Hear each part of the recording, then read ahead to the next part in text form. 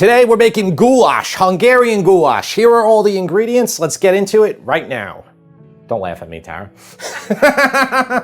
Okay, so goulash. This is a really great recipe. Admittedly, this is something that I have not had the pleasure of having too many times in my life. And then we made this a few weeks ago. And let me tell you, I was blown away with how good this is. Now, I'm making closer to a Hungarian goulash. Don't confuse this with an American goulash, which to me looks like almost like beef and macaroni. It's called like American chop suey. They really shouldn't be compared to each other. I really don't think there's anything similar except for the name. There is one thing in here that won't be typical in goulash, which is bacon. I'm gonna use a 1/4 pound of it. Now, most goulash recipes will start with lard or like salt pork or something, so I figure kind of like neutral bacon is a really good way to start it. If you want to be really traditional, you can just render the fat out of here and just use that fat for your starting point, or you could even use olive oil. Here is a chuck roast. We're gonna need about 2 pounds of this. This is a 3.5 pound chuck roast, so I'll have some left over. Use the whole thing if you want. You can. You'll just have more beef in your recipe, or save it for another stew or something like that. We gotta bring in all of our aromatics, and we have 2 big onions I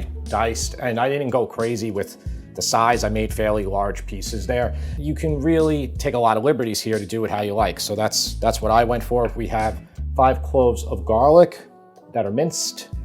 Got 2 bay leaves here. Caraway seeds is another ingredient you will always see. Really important thing is this Hungarian paprika.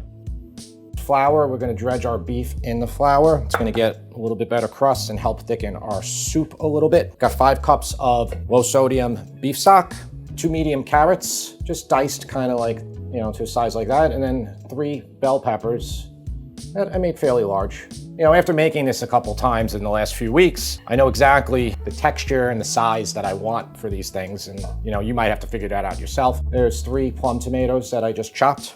All this goes in, it makes a delicious soup. The beef braises for a long time until it gets really tender. And then at the end, you're gonna put in your potatoes, which also act as a further thickening agent. This is just a delicious soup. Okay, so I have my chuck roast here. It weighs exactly 3.4 pounds. Chuck roast sometimes will have a ton more fat than this one does. There's often always a really big piece of fat running through the middle here. We're just gonna cut this into chunks. Some recipes will do very small pieces, some will be very large. I like the pieces fairly large. What you can do here is you can remove a lot of fat initially. You know, like you can cut all of this out if you want, or you could just make your whole soup and then you can try to remove a lot of fat later on. Just gonna cut pieces like this.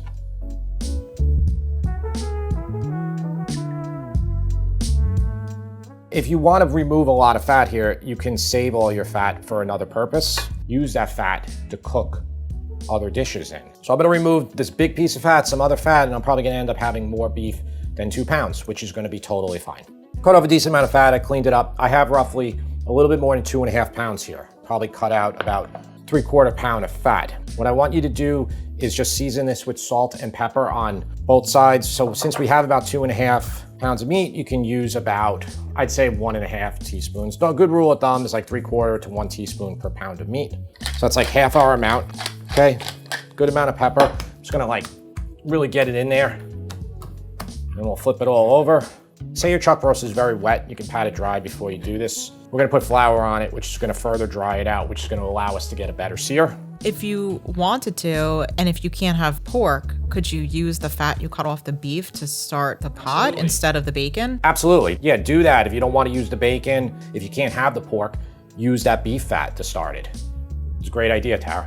Okay, so I like to do things the easy way for you, not the hard way. Take a piece of parchment paper, put it on a baking sheet, and now we can dredge our beef. And all I have here is a 1/4 cup of flour. I probably need a little bit more. When I say that in the recipe, just use this for dredging, that's it. But to dredge it, you're just gonna mix it in here, get it coated on all sides, and then just go like this, just pat it.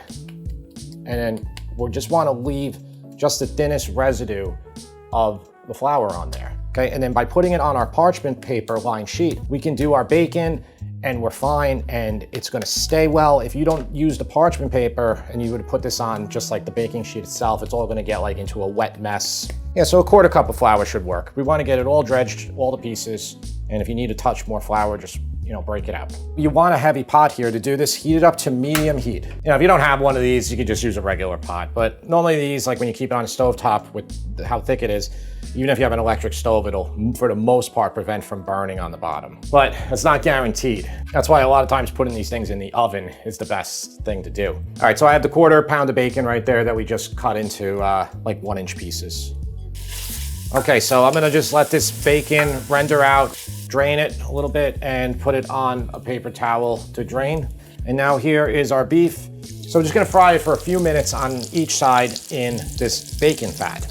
And remember, if you don't want to use the bacon and you have lard, use lard, or you can use oil for this. I am a little overcrowding, but it should be okay.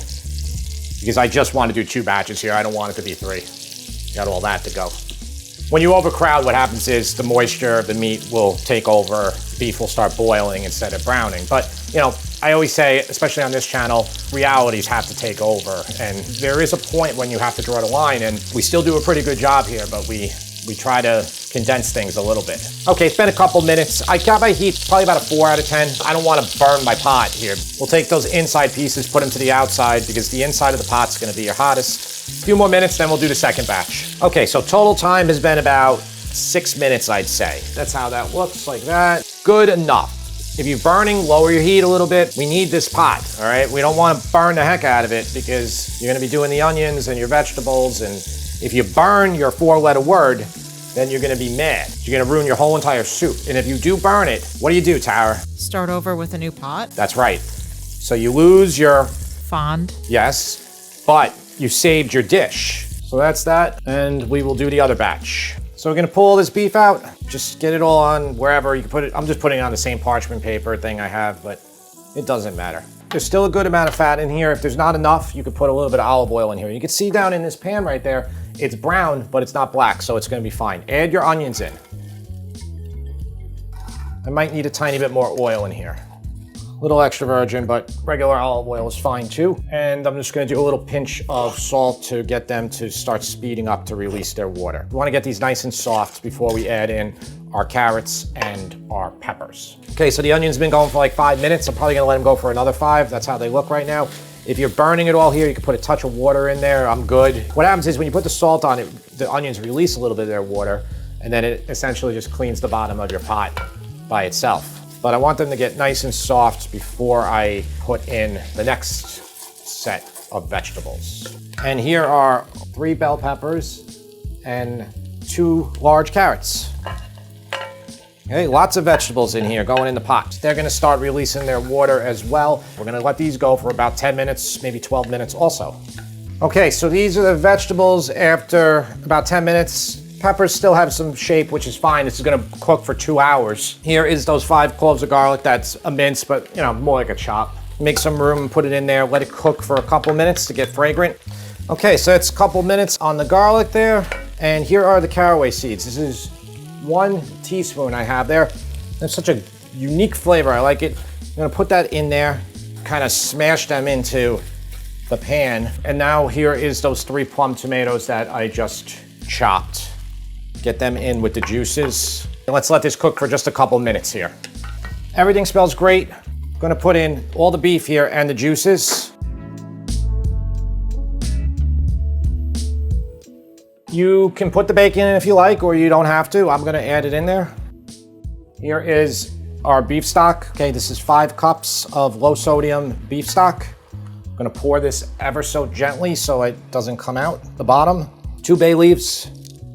Turn the heat up to high here. Here is that sweet Hungarian paprika. I have 5 tablespoons here. It's a lot, but there's a lot of soup here, and this is our main spice that's going in there. You might even want to put in more at the end when you're doing your final seasoning with salt and pepper. All right, I'm just gonna stir this around. Okay, and bring this up to a boil. Okay, so it came up to a boil here. I'm gonna lower it now to a simmer. So about a 3 out of 10, maybe a touch lower. Take your lid and then just leave it like this. So like a slight crack, maybe like an inch, and that's gonna allow partial evaporation where the soup will thicken a tiny bit. All right, so we'll be back in 2 hours. It's been 2 hours for this, and I just tasted a little piece of it. So you can, again, take your fork, It could definitely be more tender than that, which is exactly what you want. This is the point now where it's almost good, but it's not good. You put your potatoes in, because the potatoes are gonna take like 20 or 30 minutes. So the recipe says 3 medium potatoes. I added 4 here because I had a little bit more beef, a little bit more stock. All we have to do here now is just stir this around, get those potatoes submerged, let the potatoes get fork tender. You know, my potatoes are a little big, probably take like towards the 30-minute mark. If your potatoes are a little smaller, maybe 20 minutes. Again, just at a very low simmer, which means tiny bubbles, okay? This has to come up again because I've just added the potatoes.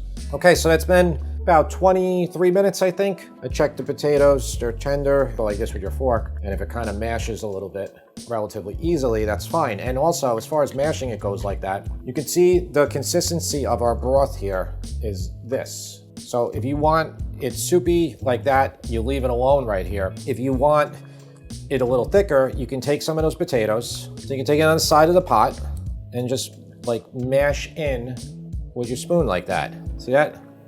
Basically, you're turning that all into mush like so, and then just push it back in there. You do that a few times, maybe like 5-10 potatoes, that'll thicken it up a good amount. Check that beef, it's nice and breaking apart fairly easily like that. Parsley, I have about 3 tablespoons right there. Just put that in. You can pull your bay leaves out. We gotta taste this and we gotta season it up. Let's test for salt. A little bit of salt we need. 3/4 teaspoon.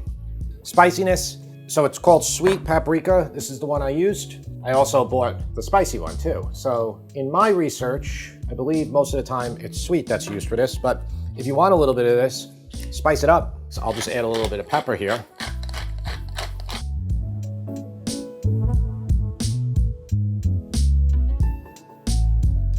James, you know what this is? Goulash. Goulash, that's right. Enjoy the goulash. I just baked the bread for you. It's really nice and warm. I didn't like bake it myself from the bakery, but I heated it up. Oh, listen, a change in plans today. If you want, this is how I made it the other night, but I have hot paprika too. Would you like to try some of this on there? It's like I can feel all the flavors jumping out at me. Okay, James, mix that in. Let's see. Tell me if it's hot or whatnot. Yeah, it doesn't really taste any different. Okay, now mix that in. Oh, no, careful. How's the beef? Nice and tender? Yeah. Potatoes good? Yeah. Okay, well tell everybody, what's your thought? Let people know. I like it equally with and without the paprika. Okay, well that's the hot one you mean? Yeah, the paprika like gives it like spicy flavor, and the other one is just like gravy almost. The thing that I like the most is not like the beef or the potatoes. I just like the soup itself. Just like the flavor of the broth. You're speechless. What's your rating on it? Like, would you really want to eat this, or is it like something you pass on? Let people know.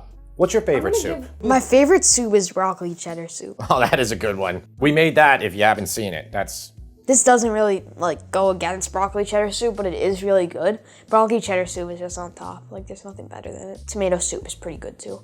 I haven't done a tomato soup yet. We'll do that one. I'm in between like 9 and 8.5. I think 8.5 is good. 8.5 it is. Thanks, James. Appreciate your tough scores. He's gonna taste another one right after this. I made 2 soups today. That one I'm a little nervous about. That's butternut squash soup. Yeah, can I show it? You can show it, yeah. We don't normally do 2 taste tests in a row, but because these are soups and I filmed them both around the same time, that's how it's gonna be. I'm gonna be a little biased to the butternut squash soup since I'm not a big fan. Watch the butternut squash soup too. We'll see you next time.